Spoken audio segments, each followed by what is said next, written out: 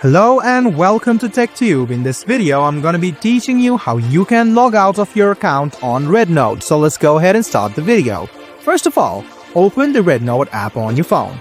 After you do that, click on the profile or me icon on the bottom right hand side.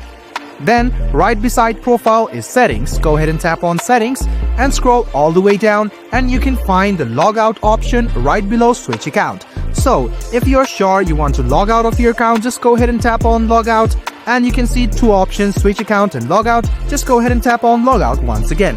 Wait for a while and as you can see, you have successfully been logged out of your account on Rednote. To log in, just go ahead and agree this, tap on login, fill in your credentials and you can log in anytime.